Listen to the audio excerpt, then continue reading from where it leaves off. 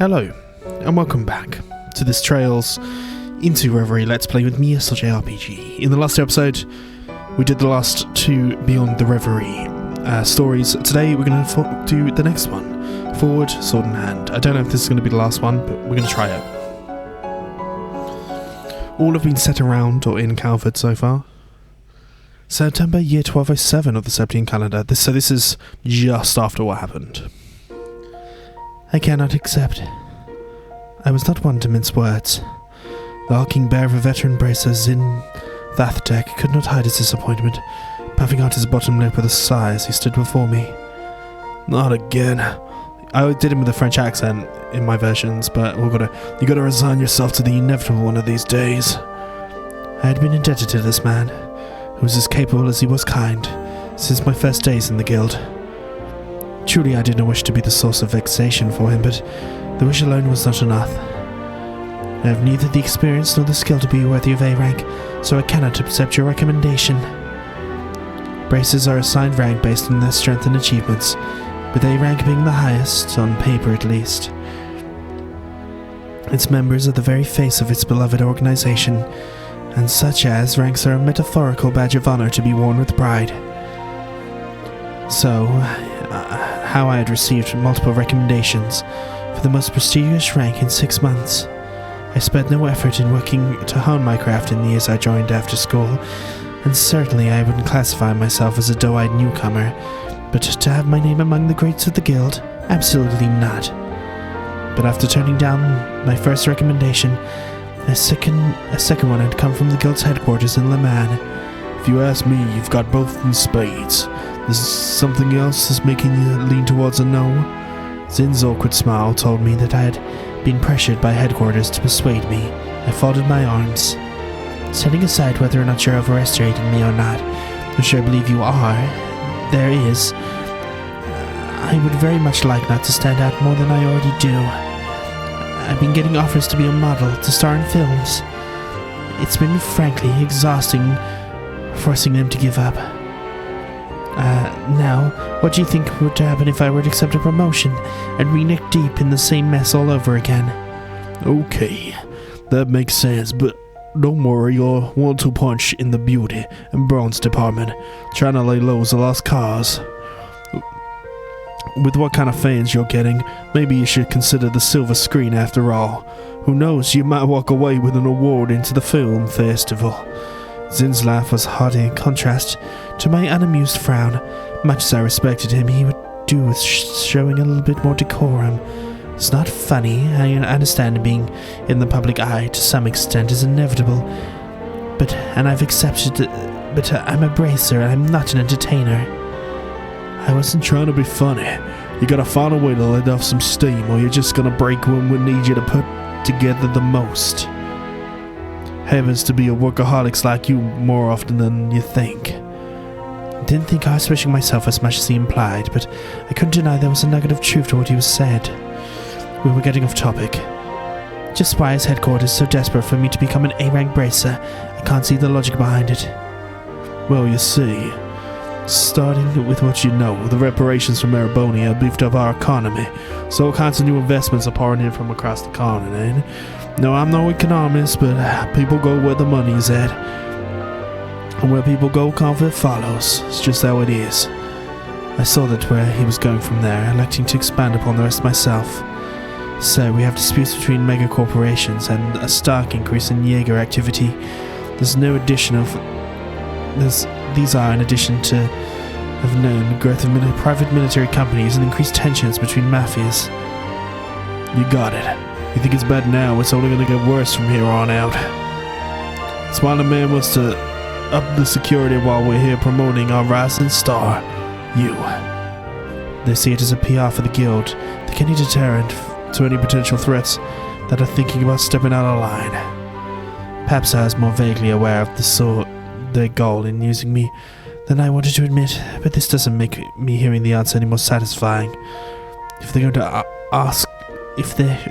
if they have you asking me to play the part, then surely they've asked you to play your part already. You've been recommended for S rank, haven't you? Interesting. If you know better deterrent than having an S-ranking coward, I'd like to hear it. Zin scratched the back of his head awkwardly upon the statement. I don't think I'm up there with someone like Cassius Brad. S-rank isn't even official. Even if it was, just look at me. You think a guy like me is a picture-perfect advertisement for the guild? I think you have the skills, achievements, and build to be one, yes. A curt and quick response. Point made, point made. I can't force you to take the recommendation, but I'm not going to be a hypocrite. Just let me know if you change your mind, okay? With that, our conversation came to an end. With the guild's braces gathered upon, we began our routine, meeting of delegating open requests. This is how I preferred things. It was better to stay like this.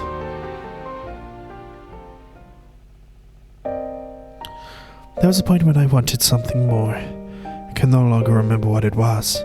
Something during my childhood had happened, I'm sure. I recall realizing how small the world truly was. So I prayed and longed to become someone I was not. It's around high school I thought I'd become that someone. Those years were unforgettable. I'll never forget the unexpected reunion that I had there, nor the priceless treasure I had gained.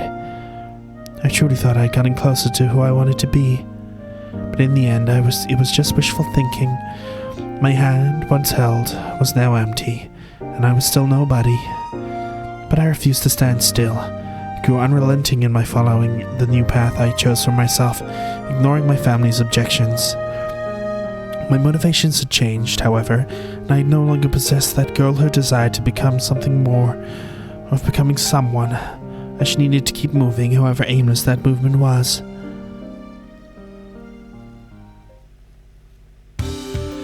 Well, aren't you looking gorgeous today? With a whimsical wink, a familiar bartender welcomed me to his establishment. He was a tall, affable man who lived by his own rules, never hesitated in lending a helping hand to others. He reminded me much of Crossbell City's branch receptionist a few times I'd visited before for work.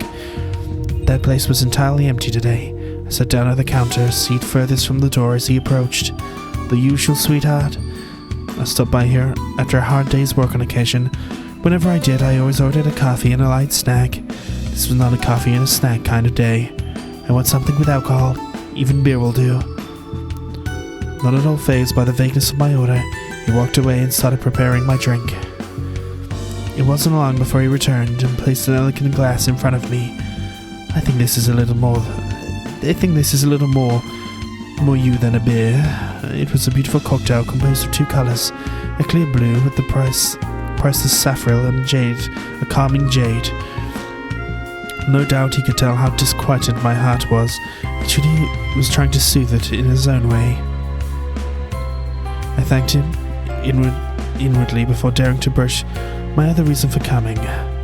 You've learned anything more about what I asked? Apart from being a skilled bartender, he was also a well-known informant. He was extremely well connected to the guild, the press, and even the criminal underworld. But he was very careful never to overstep his bounds with that last one. I found it to be a valuable source when, indeed, I could possibly say yes, but not even Dingo has any promising leads. Still, I think you've got your eyes on the right district.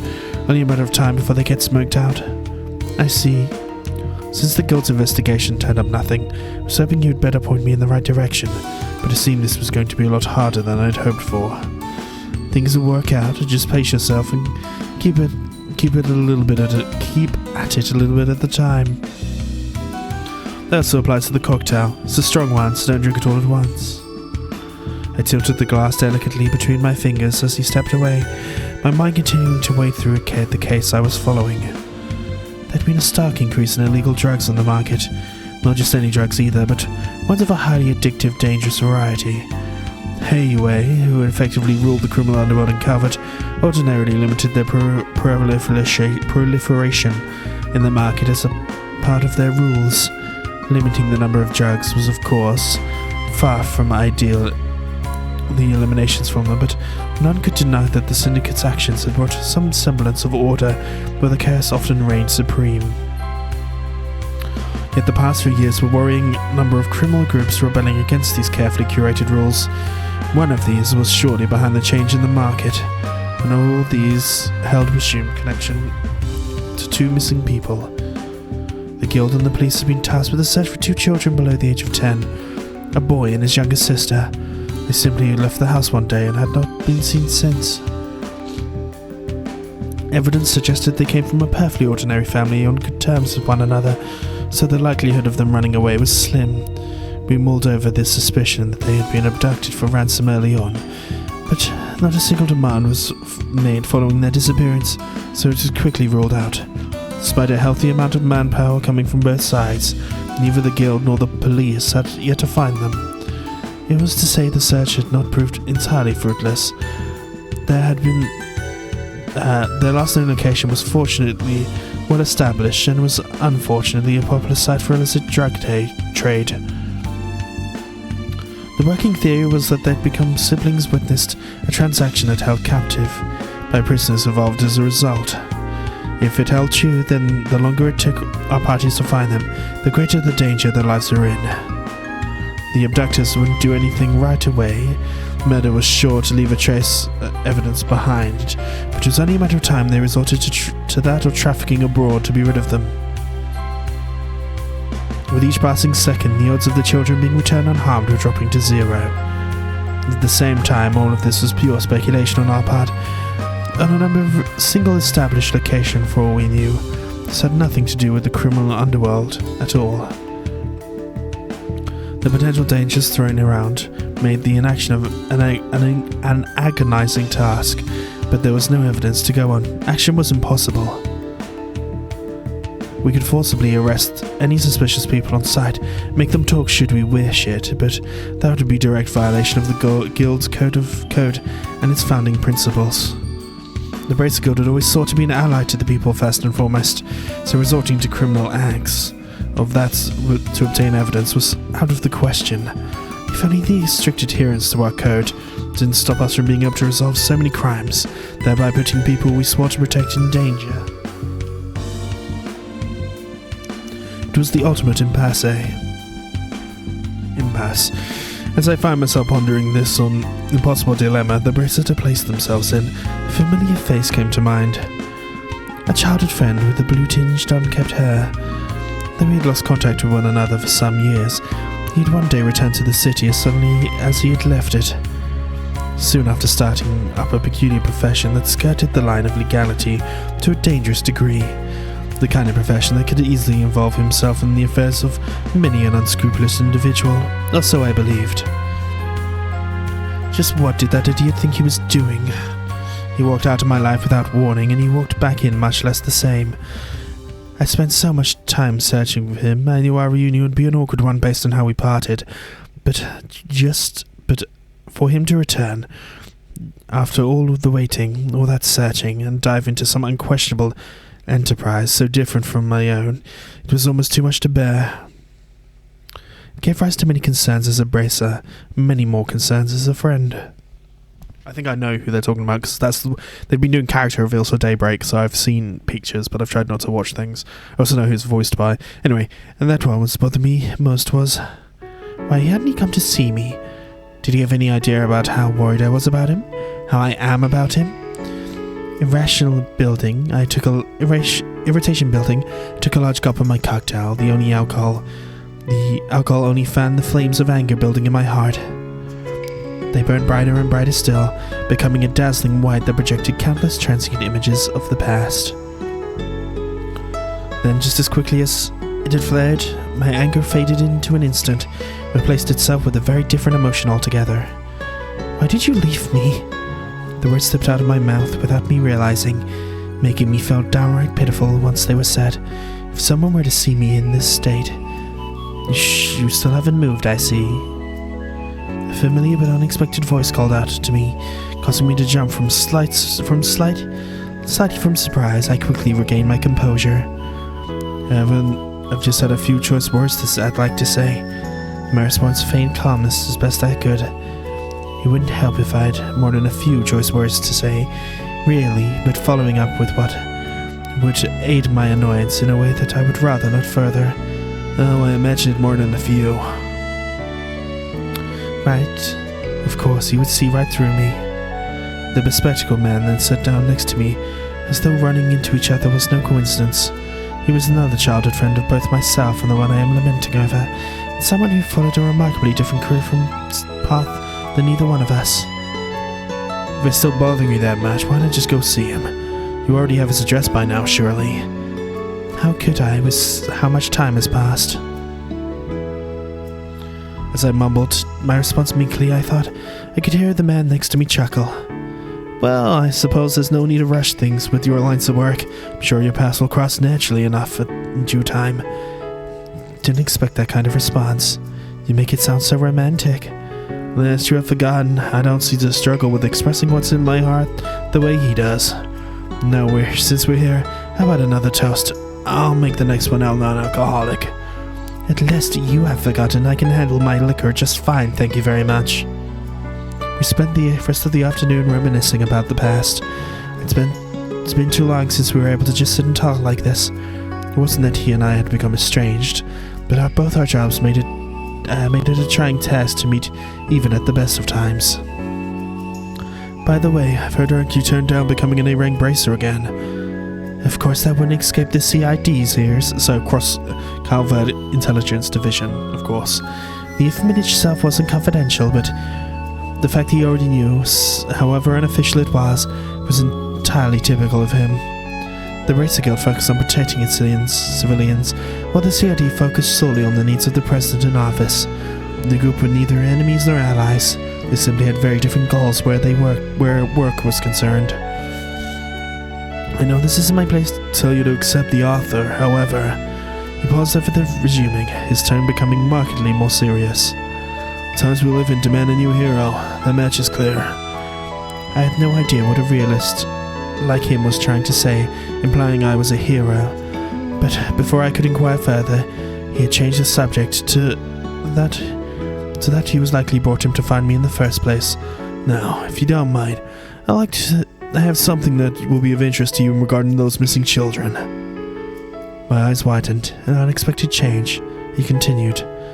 We've identified the group that made the district their turf, as well as compelling any evidence of the crime taking place. You may proceed as you like in cooperation with the police. I couldn't believe it. On a fine silver platter he'd given me just course to act, and since the information came from the CID, there's no reason to doubt its veracity. I felt it. It was on the verge of rekindling my childhood desires. All I had done until now was to follow a life that was taking me, yet I found myself before a new path could lead to someone that I once wanted to be. The deviation terrified me. What if it led to me losing someone again? What if I ended up in more pain? My fear begged to stay idle. I was a fragile human being at my core. I knew it well. It made me wish I was anything but. It inspired me to take up the sword and rebel against any whispers of weakness, and I played the part admirably on the surface. But if I were forced to face a cruel reality in the future, I wondered, would my heart be able to take it?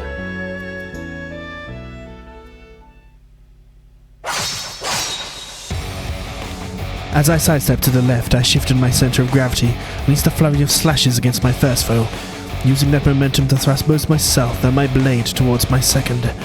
Two low-ranking mobsters fell to the ground. They were members of the Mafia I had been chasing, and right now I was in the thick of their den of operations. My friend gave the guild and police an excuse that we needed to take a more direct stance against our targets. His information was vague, however, so we still had to discern the precise location on our own. I, Zin, and several other bracers agreed it would be best to split our forces and attack several locations in unison for this part of the mission. Based on what had just transpired, it appeared my location was the lucky winner.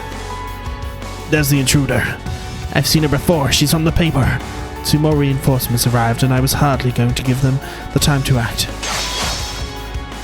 I raced forward, swinging my sword twice as I passed them, and then they fell before they could even raise their weapons.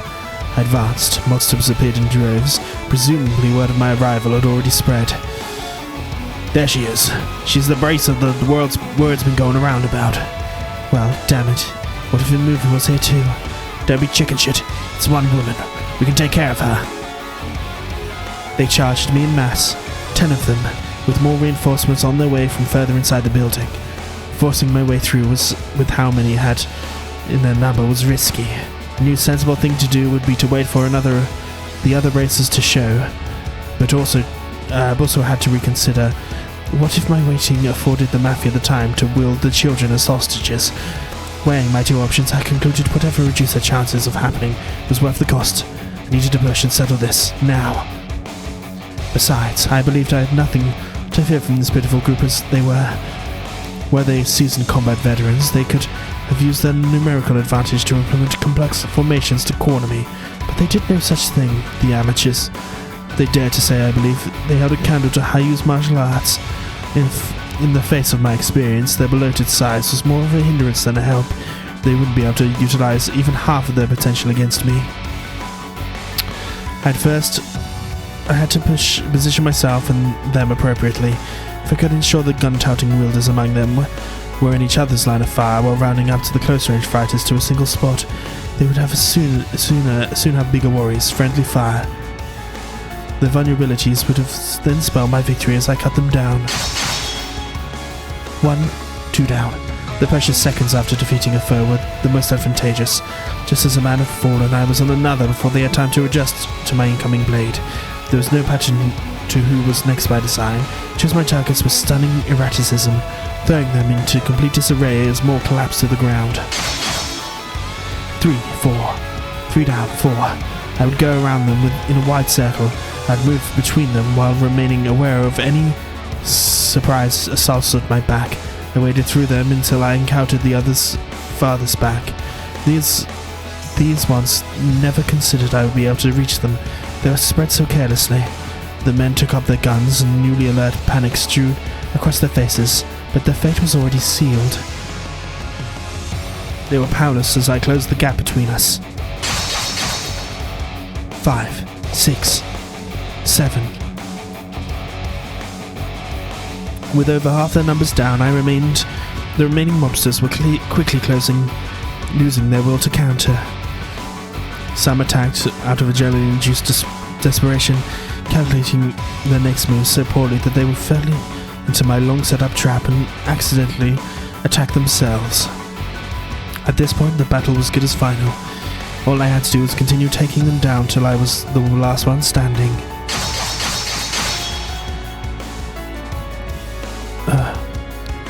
There were smaller groups I encountered on my way through the building.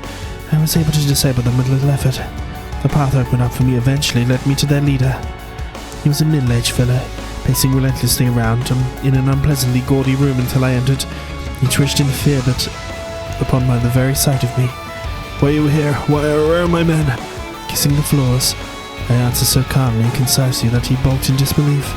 Impossible. I sweat my balls off to build this group from the ground up, and you're saying a girl like you tore the whole thing down just like that? I ignored the crude language and drew closer, so I thrust my sword till it sat between his eyes and let out a squeal. I am no ordinary girl, I am a bracer. And don't you worry, I didn't kill them. They have only been knocked out or restrained.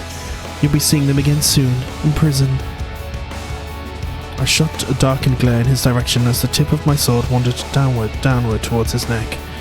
Now I have some questions for you, and you will answer them. The man nodded emphatically, his whole body trembling from fear. 2 children and a boy, under 10 years old, disappeared last month. You people abducted them, didn't they? He nodded. I knew it. Where are they? What did you do to them? They're in the room, father, inside. They're alive. At least I could breathe a sigh of relief. My most fundamental objective when coming here could be fulfilled. I needed to ask them more questions about his group. I thought you seemed far too weak to be charged with this district of the city, but coming across your account book, everything fell into place. You're working on the behalf of someone else, aren't you? He was so unaware of how to respond, he fell completely silent. But that alone gave me my answer. Who is it? Tell me. Is it A? I can't. He flinched in fear as I pressed him, resisting as though he genuinely couldn't say, and just as he opened his trembling lips to speak, I heard a strange thudding sound from outside the room. Stepped away from the man, my sword still firmly in hand. Crunching, squelching, splattering. More sounds. These were more audible than first. I didn't know how to make of them, and it made me feel instinctive revulsion as they dragged on. they have come to accompanied by faint groans, but if they did, they faded just as soon as sounds themselves. I remained on guard as I stepped into the hallway, ready to be attacked from any angle at any moment. And the sight greeted me defiled all imagination. The mobs as I fought were mere minutes, but now nothing more than distorted, mutilated piles of flesh and bone. Not just one or two, every single one of them without exception had been reduced to bloodied mounds. Some were without heads, others with their organs ripped from their abdomens. There were those with their skulls caved in, leaking pulverized brain matter, or ones with their hearts pulled and squeezed. Each corpse was different. Each corpse was unbearable to look at. The plain hallway I traversed with all due speed was now covered in sticky, slimy red. Who could have done something like this? The sight was so awful that my free hand now clenched, shook with disgust. Was it ever necessary to go this far? They could have done... What could anyone have to gain from this? Wait, no. I realized that the very careless mistake. I turned hurriedly into the room I was just in. It was too late. The leader was floating in the air at the center of the room, as though some unknown force was holding him up by his chest. A monstrous sword pierced through his chest. A single streak of blood dripped from his unspeaking mouth. There was no room to believe he was anything but dead. Like the others in the hallway, he didn't even have time to scream before his life was taken. Who are you? I backed to the center of the room, before trying to drown out my instinctive fear with anger. At only a glance, the corpse and I were present, but if I strained my eyes, I could see the faint contours of another distorting the space around them. There must have been some sort of active camouflage. I would have thought a basic courtesy give your name before asking another's. Charming ace of the Bracer Guild. It was a man's voice that projected true arrogance, so he were above all others as a matter of course. I instinctively readied myself for battle in response, but my actions seemed not to faze him in the slightest. No need for responding to our fight, or am I simply here to take out the trash after what they were careless enough to leave a trail for the CID to follow? Was I really talking to a fellow human? How could he speak of such gruesome murders in those terms? Are you a business partner of theirs? No. You must be from the group above them. Very good. He swung a blade to his side and tossed the corpse off to the side with all the respect of a used cigarette. How could you treat people you worked with like this? People, have you ears? I said nothing about taking out a person, only trash. Same applies to the garbage piling up in the hallway. They have always been so, and even before they stopped breathing. It was clear to communicating with someone of this nature was impossible. I dismissed the calm reason for the intense, all-consuming anger, so great that my entire body couldn't stop trembling. I dismissed the calm reason for all intense, all-consuming anger, so great my couldn't stop me. You monster! Before I knew it, I had sprung into action, pounding every drop of strength into my blade to launch a swift, unavoidable attack. He repelled it with one vertical swing of his own. The exchange was enough to tell me that his strength was well above, a league above mine. He parried the blow at the most perfect instant, cancelling out my force of my attack with so little effort, it barely even scratched the surface of what he was capable of. Is this going to be another Divine Blade person? One Blade, one Dark God. There was an active camouflage, did nothing to hide the monstrous nature of his cruciform either. The active camouflage did nothing to hide the cruciform either. The design combined heavy black in an unholy fusion of darkness and light, as if chaos itself had dwelled within the very blade. It was no common weapon. Even if I continued to give it my all, my odds of winning against him were extremely slim. But by the time my instincts were screaming at me, I could not allow him to leave. I was charred again. Attacking him from the very front wasn't going to work, then I would have to go for his side. He blocked the attack with just as little effort. If I wasn't down, I refused to stop moving, and slashing a third time, even with more speed than the first two.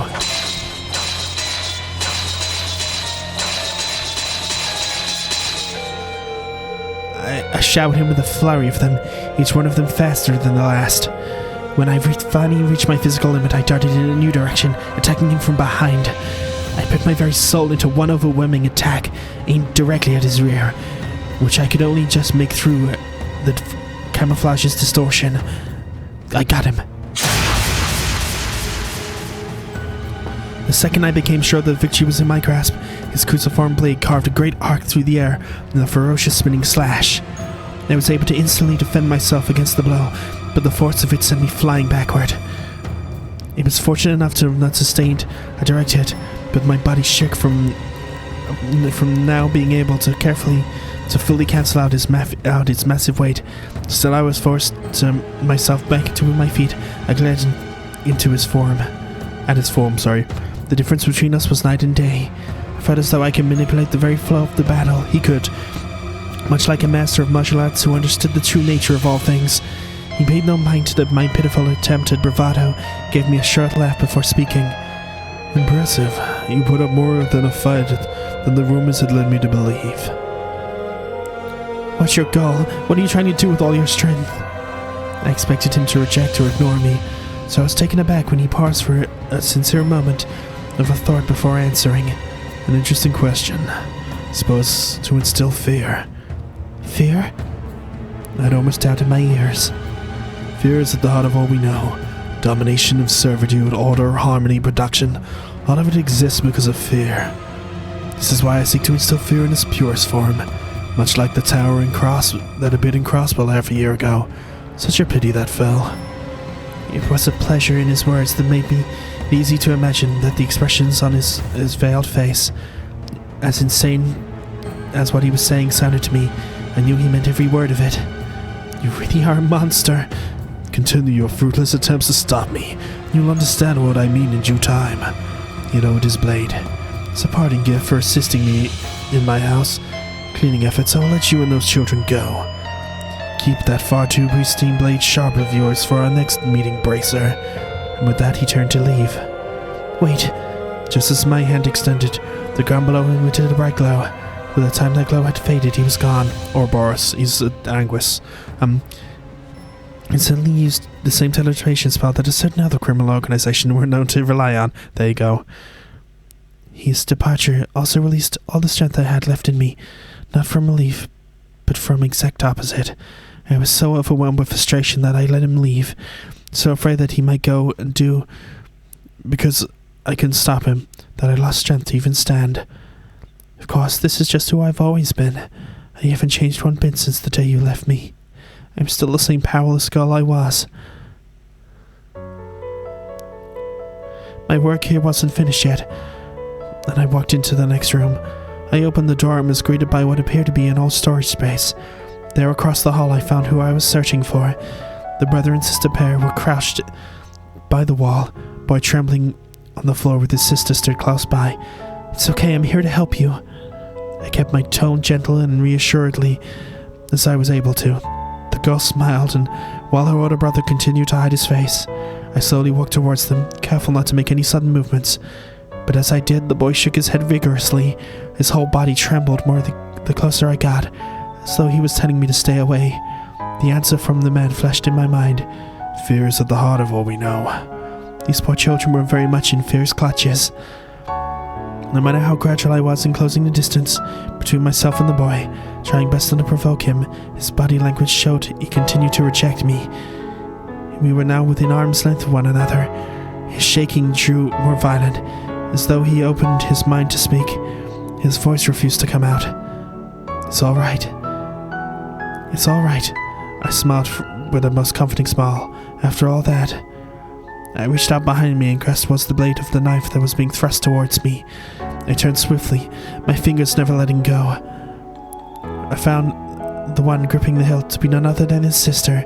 She had tiptoed around my back, and leaning to meet her brother, she tried to stab me from behind.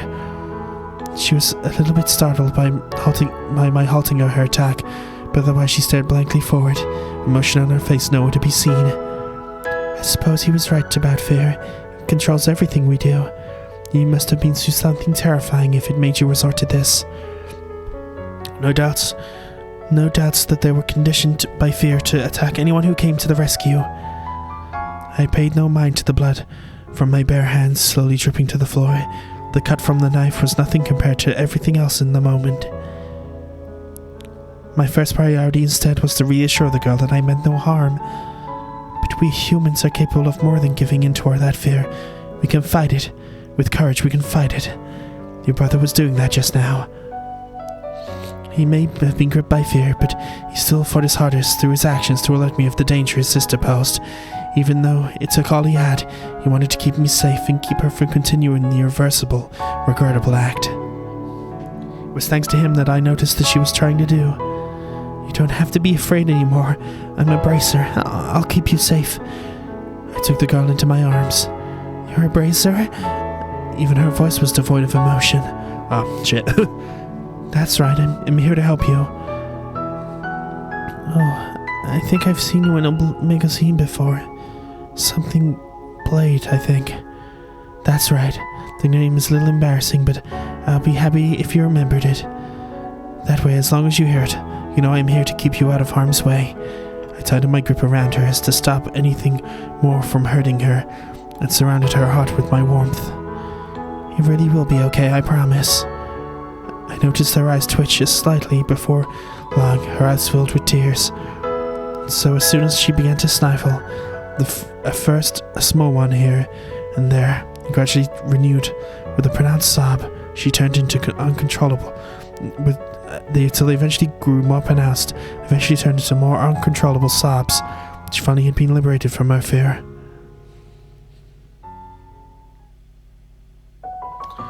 As for me, I stayed my course, too afraid to deviate from my current path. I had not chosen this path with pride in my heart. I didn't think it right to turn back now, but I wasn't going to let the aimless journey from now. There could be an aimless journey from now on either. And also, it was another day in Edith's Calvert Branches Guild. It sounds like the Murphy was trying to copy what the other organization of assassins managed to pull off. It was discussing the recent case with Zinn. The siblings had indeed been abducted because they had witnessed an illegal transaction. The mafia involved had thought to mimic a group of assassins known for raising kids with the intent of turning them into professional killers. We've known them. Their attempts, thankfully, proved as successful as their attempts to remain covert in selling drugs. The CID found them, and whoever they were working with purged them. Hell of a way to go. If I hadn't been so incompetent, maybe I would have been out. They wouldn't have been purged at all. Don't beat yourself up about it. The Guild's priority is to keep civilians safe, not criminals. I don't want to say they deserved it for getting involved in organized crime, but it is what it is. Try putting infiltration, you're getting into more personal growth instead of letting it eat you alive. I told them that they were siblings, were going to need psychological counseling for some time, but they were fully expected to recover and go back to their everyday lives. My meeting with them had triggered something inside of me. I came to realize something I needed to change. I had to take a step forward. Even if it ended in me falling on the floor in some dramatic fashion, I needed to pick myself back up again. With that in mind, I accepted multiple recommendations. The times we live in demand a new hero. So made me think of what my childhood friend said to me. I don't believe I had what it took to be a hero, but if I could be a brief one able to give the people hope and banish the darkness ahead, then it was reason enough to keep going. Maybe I could make somebody enough to fight alongside the real hero once they came to light. Well, should we get down back to business?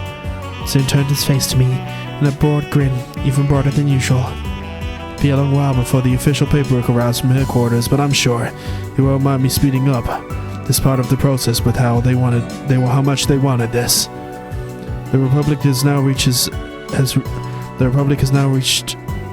a bracer who reached A rank at the same age as the Empire's Purple Lightning.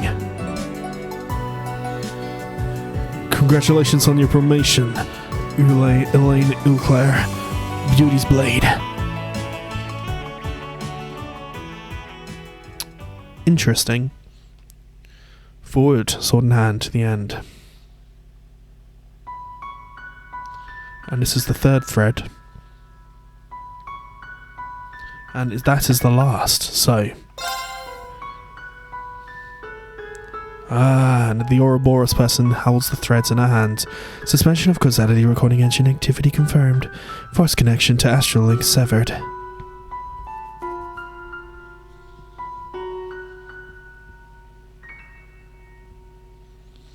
The whirlpool of causality engulfing Erebos and the fated land has at last been unraveled.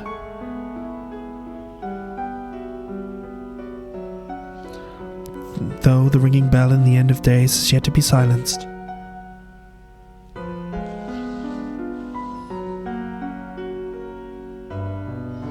You, children of Zemuria, have earned your moment of peace until the time comes to face the final hour.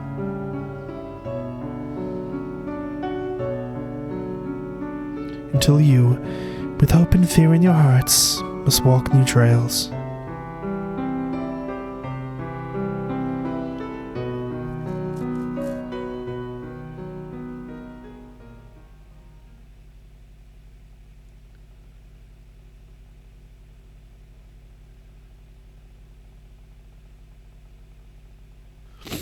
Well,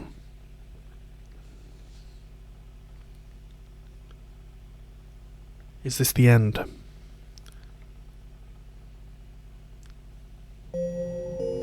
I think that is, and I think with that very thing done, I think that's the end of our time in Trials into Reverie. I will see you. This is going to come out after Trials into Daybreak is out, and I'm yet undecided if I'm going to just play Trials into Daybreak on release, which I might do. But tomorrow on the channel there will be a different game. I haven't decided what yet. I'm going to record that now and we'll figure that one out. But peace and love. Me and Swin say arrivederci. Peace and love, all that good shit. Thank you very much.